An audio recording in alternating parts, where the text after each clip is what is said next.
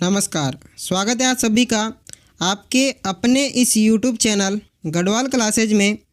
प्यारे साथियों, आप सभी को पता है इस क्लास में हम बात करते हैं चतुर्थ श्रेणी कर्मचारी की, और इसमें भी हम बात करते हैं उन सभी महत्वपूर्ण प्रश्नों की जो आपसे विगत 10 वर्षों में बार बार पूछे जा रहे हैं। ठीक है, चलिए हम बात करें आज के पहले प्रश्न की।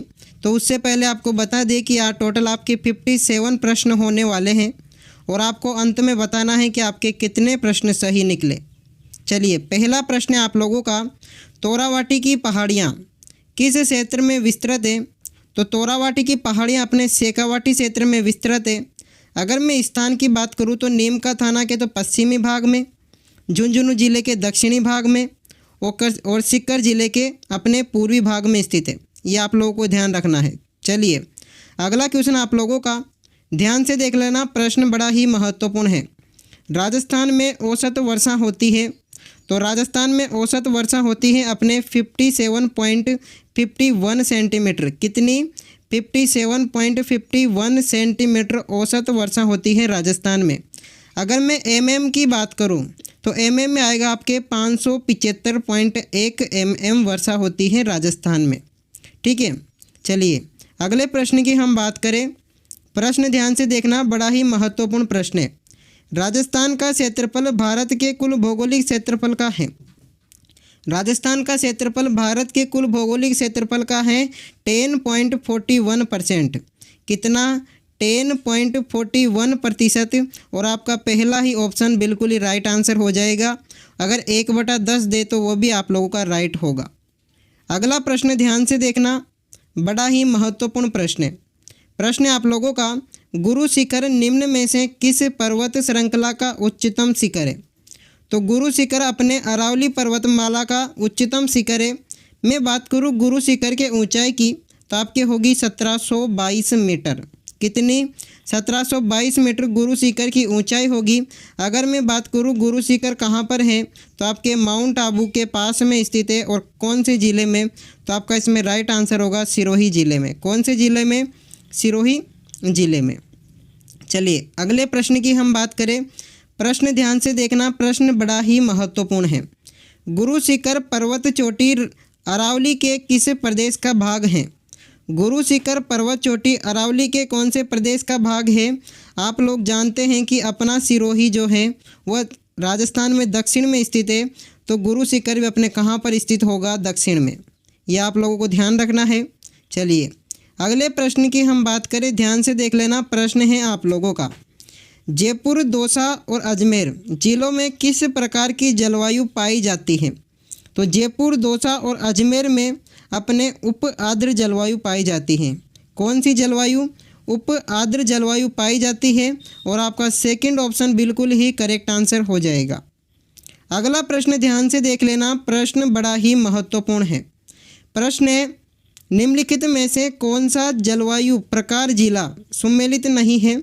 यानी कि कौन सा जलवायु और उसका जिला सम्मिलित नहीं है?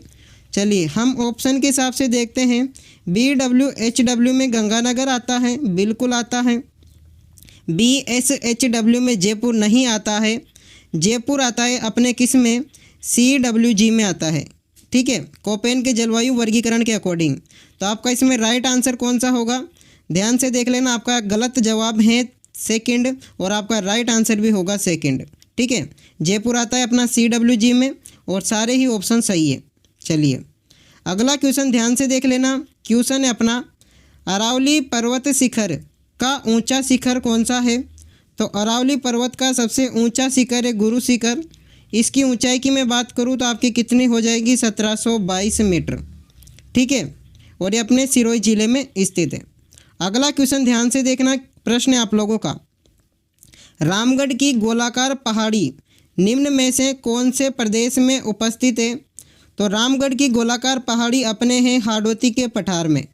कौन से पठार में? हाड़ौती के पठार में स्थित है। अगर मैं जिले की बात करूं तो आपका राइट आंसर होगा 12 जिले में। अगर मैं बात करूं इसकी आकृति किसके समान है तो आपके हो जाएगी घोड़े के नाल के समान। किसके समान? घोड़े के नाल के समान। चलिए अगले प्रश्न की तरफ बढ़ते हैं। प्रश्न ध्यान से देखना, प्रश्न हाथी गुड़ा की नाल दर्रा जोड़ता है। हाथीगुड़ा की नाल जो दर्रा है वो जोड़ता है अपने पाली और राजसमंद को। किसको? हाथीगुड़ा की नाल जो जोड़ता है वो जोड़ता है अपने पाली और राजसमंद को। और आपका इसमें पहला ऑप्शन बिल्कुल राइट आंसर होगा। और ये दर्रा स्थित है अपने कुंभलगढ़ के पास में। कहाँ पर? कुंभलगढ़ के पास में। अब चलो हम बात करते हैं आरपीएससी के अकॉर्डिंग।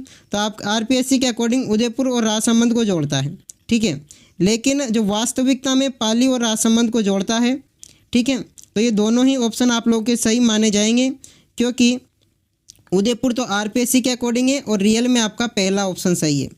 चलिए अगला क्वेश्चन आप लोगों का, क्वेश्चन ध्यान से देखना। राजस्थान का आर्द्र जिला कहलाता है। तो राजस्थान का आर्द्र जिला है अपने कौन सा? झालावाड़। और आपका कौन सा ऑप्शन सही हो जाएगा? सेकंड ऑप्शन बिल्कुल ही राइट हो जाएगा। राजस्थान में सर्वाधिक वर्षा कहाँ पर होती है? तो राजस्थान में सर्वाधिक वर्षा होती है अपने झालावाड़ जिले में। चलिए अगले प्रश्न की हम बात करें। प्रश्न ध्यान से देखना। प्रश्न आप लोगों का, राजस्थान को 2 बराबर भागों में बांटने वाली समवर्षा रेखा है। तो राजस्थान को 2 बराबर भागों में बांटने वाली समवर्षा रेखा है अपने कौन सी? 50 सेंटीमीटर समवर्षा रेखा। कितनी? 50 सेंटीमीटर समवर्षा रेखा। और आपका सेकंड ऑप्शन बिल्कुल ही करेक्ट आंसर हो जाएगा। अगला प्रश्न ध्यान से देखना। प्रश्न है, झालावाड़ और बांसवाड़ा जिले किस जलवायु खंड में सम्मिलित हैं? तो झालावाड़ और बांसवाड़ा जिले अपने अति आर्द्र प्रदेश में सम्मिलित हैं। किस में? अति आर्द्र प्रदेश में। यहाँ पर सर्वाधिक वर्षा होती है। और आपका तीसरा ऑप्शन राइट आंसर हो जाएगा, ठीक है। चलिए अगले प्रश्न की बात करें। प्रश्न ध्यान से देखना। प्रश्न है, अति आर्द्र जलवायु प्रदेश के अंतर्गत कौन से जिले आते हैं? तो अति आर्द्र जलवायु प्रदेश के अंतर्गत अपना आता है कौन कौन से जिले? तो आपका इसमें राइट आंसर होगा झालावाड़ और बांसवाड़ा, ठीक है। कौन कौन से जिले झालावाड़ और बांसवाड़ा आता है अति आर्द्र जलवायु प्रदेश के अकॉर्डिंग? और आपका पहला ही ऑप्शन बिल्कुल ही राइट आंसर हो जाएगा। चलिए अगले प्रश्न की हम बात करें। प्रश्न ध्यान से देखना। प्रश्न है, कोपेन के जलवायु वर्गीकरण के अनुसार राजस्थान का जिला जो पूर्णतः BWHW जलवायु प्रकार की श्रेणी में आता है, तो वह जिला कौन सा है? और आपका इसमें राइट आंसर होगा जैसलमेर। कौन सा जिला होगा? जैसलमेर जिला। और आपका कौन सा ऑप्शन? चौथा ऑप्शन बिल्कुल ही करेक्ट आंसर हो जाएगा। अगले प्रश्न की हम बात करें। प्रश्न ध्यान से देखना। प्रश्न है आप लोगों का, वर्टिसोल्स मिट्टी राजस्थान के किन जिलों में पाई जाती है? तो वर्टिसोल्स जो मिट्टी है वो अपने राजस्थान के धौलपुर और करौली ज़िले में। कौन कौन से ज़िले में? धौलपुर और करौली ज़िले में पाई जाती है। और आपका चौथा ऑप्शन बिल्कुल ही राइट आंसर होगा। अगले प्रश्न की हम बात करें, ठीक है, इसमें है नहीं पाई जाती, ठीक है। धौलपुर और करौली ज़िले में नहीं पाई जाती। झालावाड़ बारां में पाई जाती है। कोटा भरतपुर में पाई जाती है। बूंदा बांसवाड़ा में पाई जाती है, ठीक है। और अपने धौलपुर करौली में नहीं पाई जाती, इसलिए चौथा ऑप्शन आप लोगों का बिल्कुल ही राइट आंसर होगा। अगला प्रश्न ध्यान से देखना। प्रश्न है, राजस्थान में किन जिलों में वर्टिसोल मृदा नहीं पाई जाती है? तो अपने राजस्थान में कौन कौन से जिलों में वर्टिसोल नहीं पाई जाती? तो बीकानेर और चूरू जिले में अपने वर्टिसोल नहीं पाई जाती है। और तीसरा ऑप्शन आप लोगों का बिल्कुल ही करेक्ट आंसर होगा। अगले प्रश्न की हम बात करें, ध्यान से देखना। प्रश्न है, कोटा बूंदी झालावाड़ में कौन सी मृदा पाई जाती है? तो कोटा बूंदी झालावाड़ में अपने मध्यम काली मृदा पाई जाती है। कौन सी मृदा? मध्यम काली मृदा पाई जाती है। और चौथा ऑप्शन बिल्कुल ही आप लोगों का राइट आंसर होगा। अगले प्रश्न की आप लोगों से मैं बात करूं कि दक्षिणी पूर्वी राजस्थान में इनमें से कौन सी मृदा की प्रधानता है? तो दक्षिणी पूर्वी राजस्थान में अपने मध्यम काली मृदा की प्रधानता है। कौन सी मृदा की? मध्यम काली मृदा की प्रधानता है। और तीसरा ऑप्शन आप लोगों का राइट आंसर हो जाएगा। चलिए अगला क्वेश्चन है आप लोगों का। प्रश्न है, राजस्थान के कौन से भाग में काली मृदा पाई जाती है? तो राजस्थान के कौन से भाग में काली मृदा पाई जाती है? तो आपका इसमें राइट आंसर होगा दक्षिणी पूर्वी भाग में, ठीक है। कौन से भाग में? दक्षिणी पूर्वी भाग में। और चौथा ऑप्शन राइट आंसर हो जाएगा। अगले प्रश्न की हम बात करें, ध्यान से देख लेना। प्रश्न बड़ा ही महत्वपूर्ण है। और प्रश्न आप लोगों को, राजस्थान में भूरी मृदा पाई जाती है। तो राजस्थान में भूरी मृदा पाई जाती है कहाँ पर? बूंदी जिले में। कहाँ पर पाई जाती है? बूंदी ज़िले में।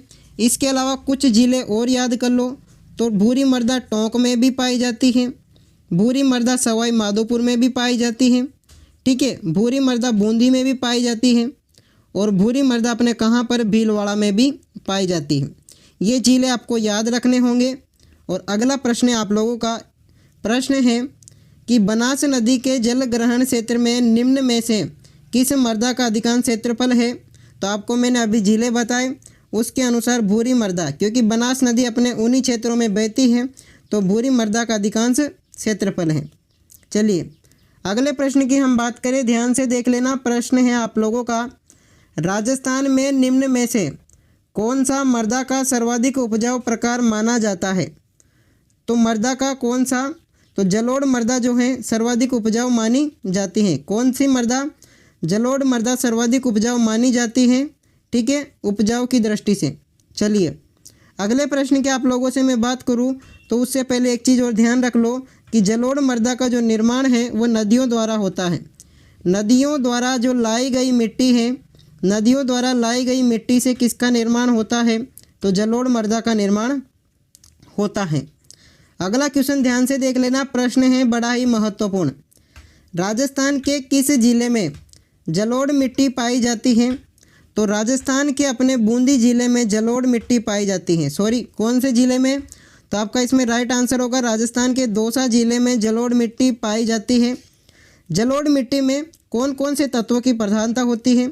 तो जो जलोढ़ मिट्टी में चूना सर्वाधिक पाया जाता है, जलोढ़ मिट्टी में अपने पोटास सर्वाधिक पाया जाता है, ठीक है, जलोढ़ मिट्टी में लोहा की मात्रा सर्वाधिक होती है, जलोढ़ मिट्टी में आपके जो है कैल्शियम की मात्रा सर्वाधिक होती है। यह आप लोगों को ध्यान रखना है। चलिए अगले प्रश्न की हम बात करें। प्रश्न है आपका, निम्न में से राजस्थान के किस जिले में बांका पट्टी जो है फैली हुई है? तो राजस्थान के कौन से ज़िले में? आपका राइट आंसर होगा इसमें नागौर ज़िले में।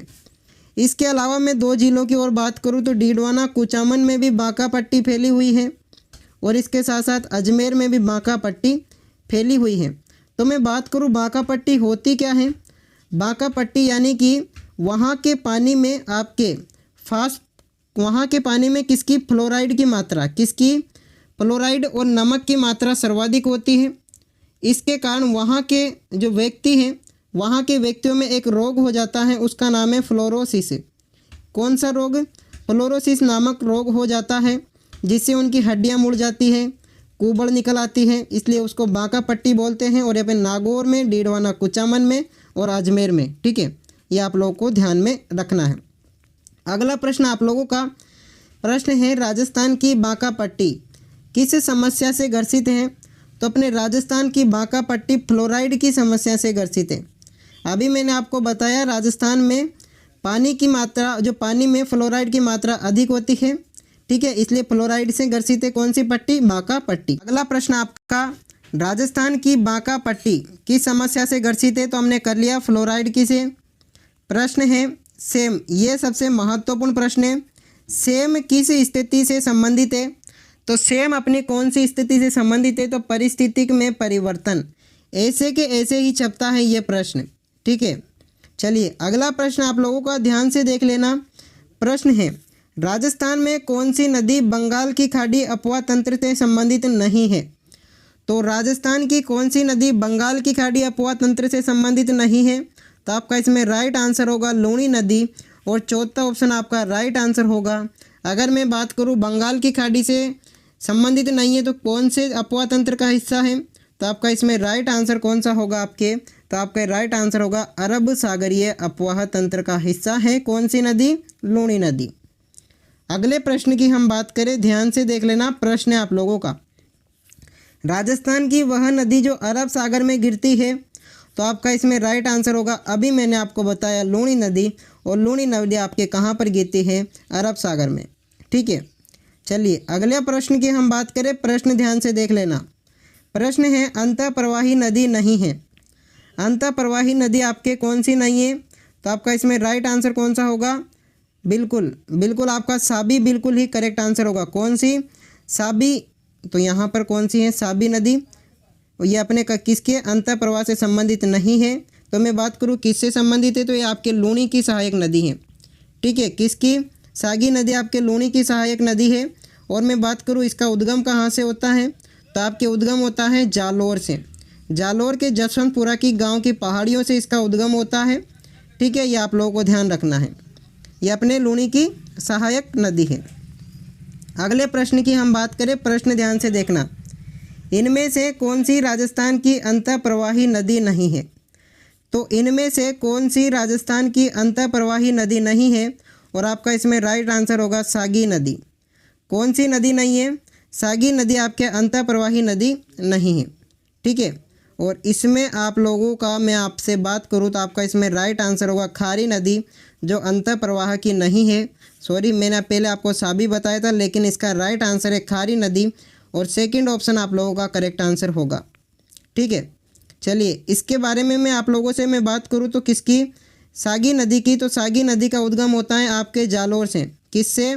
जालोर से इसका उद्गम होता है। लूणी की सहायक नदी है, ये आप लोगों को ध्यान रखना है।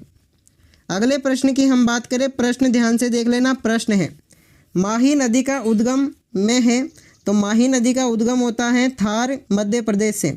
मैं बात करूँ थार जिले की, तो थार जिले में भी कौन सी? तो अमरेरू की पहाड़ियों से। कहाँ से? अमरेरू की पहाड़ियों से उद्गम होता है, जो कि एमपी में स्थित है, और ये अपने राजस्थान में बांसवाड़ा और डूंगरपुर की जो सीमा है उसको अलग करती है। चलिए अगले प्रश्न की हम बात करें, तो प्रश्न ध्यान से देखना। प्रश्न है, माही नदी का किनारा कहलाता है। तो माही नदी का किनारा क्या कहलाता है? तो आपका राइट आंसर होगा कांठल। और माही नदी को हम किन किन नाम से जानते हैं? माही को कहते हैं हम बागड़ की गंगा। क्या कहते हैं? बागड़ की गंगा। इसके अलावा इसको हम क्या कहते हैं? इसको हम कहते हैं कांठल की गंगा। क्या कहते हैं?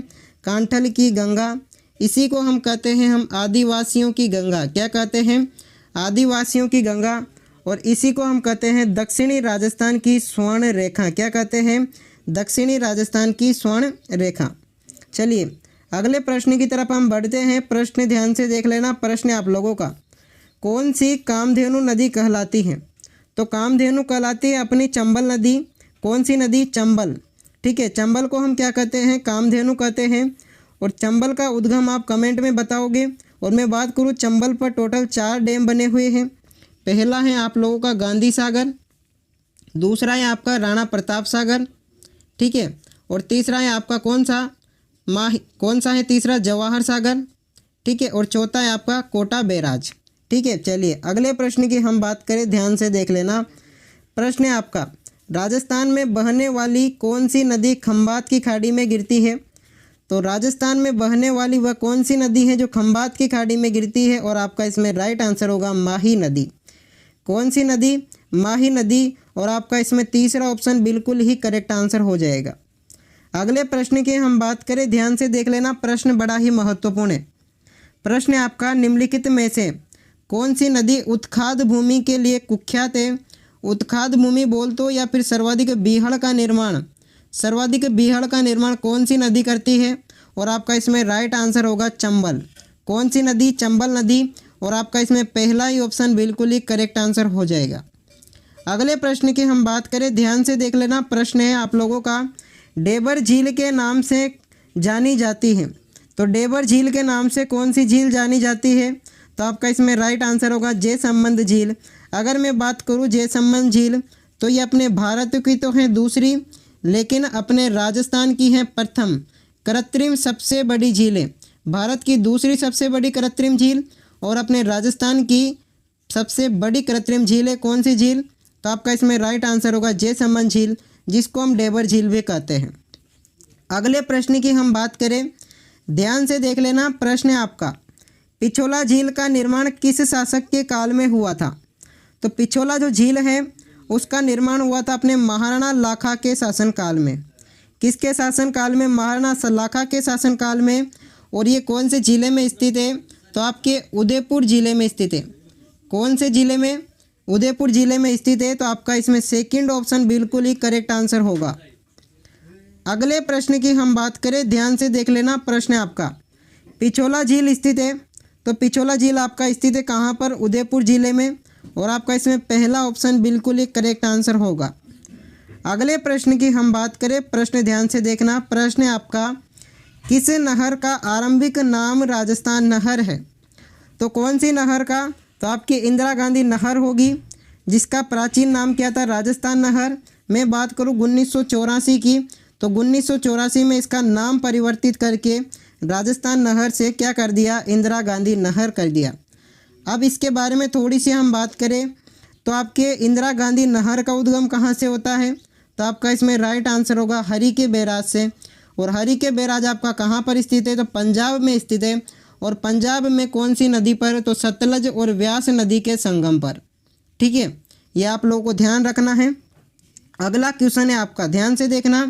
प्रश्न है, इंदिरा गांधी नहर का प्रारंभिक बिंदु किस राज्य में है?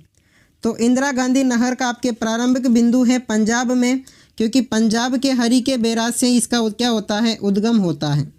ठीक है, चलिए अगला प्रश्न आप ध्यान से देखना। प्रश्न है बड़ा ही महत्वपूर्ण, वन विहार राजस्थान की स्थापना कब हुई? तो वन विहार राजस्थान की स्थापना, मैं बात करूं, एक समिति आती है, उसका नाम है सत्यनारायण समिति। कौन सी समिति? सत्यनारायण समिति। उसकी सिफारिश कब की गई? 1949 में सत्यनारायण सिफारिश की गई सत्यनारायण समिति ने।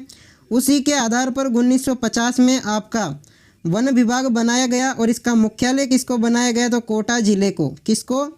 कोटा जिले को। और आपके इसमें राइट आंसर की मैं बात करूं तो 1950, चौथा ऑप्शन आप लोगों का बिल्कुल ही करेक्ट आंसर होगा। अगले प्रश्न की हम बात करें। प्रश्न है, राजस्थान में पर्यावरण और जलवायु परिवर्तन निर्देशालय की स्थापना किस वर्ष हुई? ठीक है, तो राजस्थान में पर्यावरण और जलवायु परिवर्तन निर्देशालय की स्थापना कौन से वर्ष में हुई थी? और आपका इसमें राइट आंसर होगा 2019 में। तो आपका इसमें तीसरा ऑप्शन बिल्कुल ही करेक्ट आंसर होगा। चलिए अगले प्रश्न की हम बात करें, ध्यान से देख लेना। प्रश्न है, प्रश्न आपका, राजस्थान के किस जिले में राष्ट्रीय पक्षी अभ्यारण्य है? तो राजस्थान के कौन से जिले में राष्ट्रीय पक्षी अभ्यारण्य है? तो आपका इसमें राइट आंसर होगा भरतपुर जिले में। ठीक है, कौन से जिले में? भरतपुर जिले में। और आपका इसमें पहला ही ऑप्शन बिल्कुल ही करेक्ट आंसर हो जाएगा। अगले प्रश्न की हम बात करें, ध्यान से देखना। प्रश्न है, साइबेरियन सारस के लिए प्रसिद्ध पक्षी विहार हैं? तो साइबेरियन सारस के लिए सबसे प्रसिद्ध पक्षी विहार है आप लोगों का केवलादेव घना पक्षी विहार। ठीक है, केवलादेव घना पक्षी विहार। और आपका चौथा ऑप्शन राइट आंसर हो जाएगा।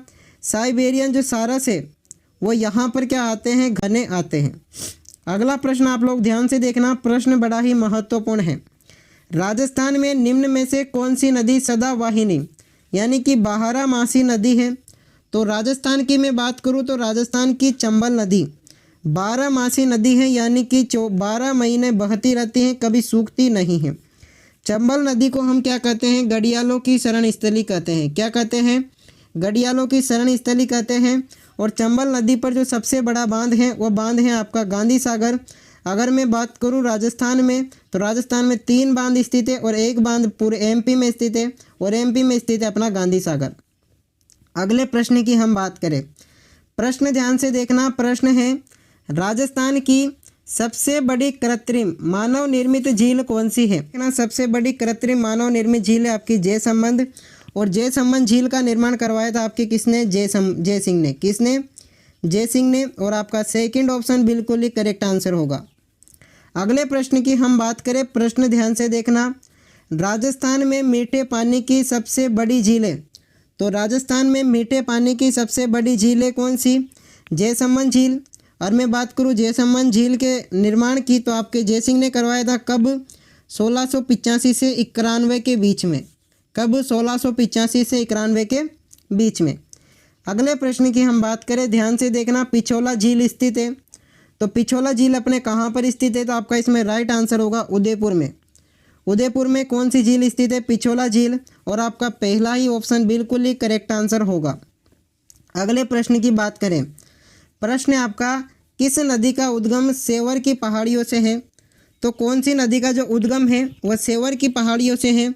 तो आपका इसमें राइट आंसर होगा कौन सी नदी का? साबी नदी का। साबी नदी का उद्गम होता है सेवर की पहाड़ियों से। और ये पहाड़ियाँ कौन से ज़िले में स्थित है? तो आपके जयपुर ज़िले में। कौन से ज़िले में स्थित है? जयपुर ज़िले में स्थित है। और ये साबी नदी किस लिए जानी जाती है? तो मुगल काल में जो विनाश लीला के लिए जानी जाती थी, कौन सी नदी? साबी नदी। अगला प्रश्न आप लोगों का ध्यान से देखना प्रश्न है, इंदिरा गांधी नहर परियोजना की आधारशिला रखी गई। तो इंदिरा गांधी जो नहर परियोजना है इसकी आधारशिला रखी गई थी 31 मार्च 1958 को। कब? 31 मार्च 1958 को आधारशिला रखी गई। ठीक है, और आपका सेकंड ऑप्शन बिल्कुल ही करेक्ट आंसर होगा। अगले प्रश्न की हम बात करें, ध्यान से देख लेना, प्रश्न बड़ा ही महत्वपूर्ण है। निम्न में से कौन सी नदी राजस्थान को सर्वाधिक जल की आपूर्ति कराती है? तो कौन सी नदी राजस्थान को सर्वाधिक जल की आपूर्ति कराती है? और आपका इसमें राइट आंसर कौन सा होगा? चंबल नदी। कौन सी नदी? चंबल नदी। और पहला ही ऑप्शन आप लोगों का बिल्कुल ही करेक्ट आंसर हो जाएगा। राजस्थान में सर्वाधिक जल ग्रहण करने वाली नदी है। चलिए अगला प्रश्न आप लोग ध्यान से देख लेना। प्रश्न है आपका, किस नदी को वागड़ की गंगा व कांठल की गंगा कहा जाता है? तो मैंने अभी आपको थोड़ी देर पहले बताया कि माही नदी को हम वागड़ की गंगा और कांठल की गंगा कहते हैं, जो कि बांसवाड़ा और डूंगरपुर की सीमा को अलग करती है। ठीक है, चलिए अगला प्रश्न आपका ध्यान से देख लेना। प्रश्न है, निम्नलिखित में से, प्रश्न क्या है, निम्नलिखित में से किस जिले में भूरी मृदाएँ मिलती है? तो कौन से ज़िले में आपके भूरी मृदाएँ मिलती है? तो आपका इसमें राइट आंसर होगा सवाई माधोपुर में। कौन से ज़िले में? सवाई माधोपुर में। और आपका चौथा ऑप्शन बिल्कुल ही राइट आंसर होगा। अगले प्रश्न की हम बात करें, ध्यान से देखना, प्रश्न बड़ा ही महत्वपूर्ण है। राजस्थान में सर्वाधिक वार्षिक वर्षा किस स्थान पर होती है? तो राजस्थान में सर्वाधिक जो वार्षिक वर्षा है वो आपके होती है कहाँ पर? माउंट आबू में। और माउंट आबू कौन से ज़िले में पड़ता है? तो आपका राइट आंसर होगा सिरोही ज़िले में। और सिरोही ज़िले में कितनी बरसात होती है? तो अपने माउंट आबू में होती है 150 सेंटीमीटर। एकमात्र स्थान है जहाँ पर 150 सेंटीमीटर बरसात होती है। अगले प्रश्न की हम बात करें, प्रश्न है आपका, क्षेत्रफल की दृष्टि से निम्नलिखित में से कौन सा राजस्थान के बाद सबसे बड़ा राज्य है? तो आपका इसमें राइट आंसर होगा मध्य प्रदेश। राजस्थान के बाद क्षेत्रफल के हिसाब से दूसरा सबसे बड़ा राज्य है। मैं बात करूं एमपी के क्षेत्रफल की तो आपका होगा 3,08,245 वर्ग किलोमीटर। अगर मैं बात करूं आपसे राजस्थान के क्षेत्रफल की तो आपका होगा 3,42,239 वर्ग किलोमीटर। ठीक है, चलिए अगला महत्वपूर्ण क्वेश्चन आपके लिए। प्रश्न है, पलाया झीलें राजस्थान के किस भौगोलिक अंचल में मिलती है? तो पलाया जो झीलें हैं वो राजस्थान के थार के मरुस्थल में मिलती है। कौन से मरुस्थल में? थार के मरुस्थल में मिलती है। और आपका सेकंड ऑप्शन बिल्कुल ही करेक्ट आंसर होगा। तो यही था आज के टोटल 57 प्रश्न। और आपको क्लास कैसी लगी कमेंट में ज़रूर बताना। अगर अच्छी लगी हो तो एक लाइक कर देना, वरना मत करना। और चैनल को सब्सक्राइब करना और बेल आइकन को ऑन कर देना। मिलते हैं इसी प्रकार की चतुश्रेणी की धमाल वीडियो के साथ में, तब तक के लिए धन्यवाद।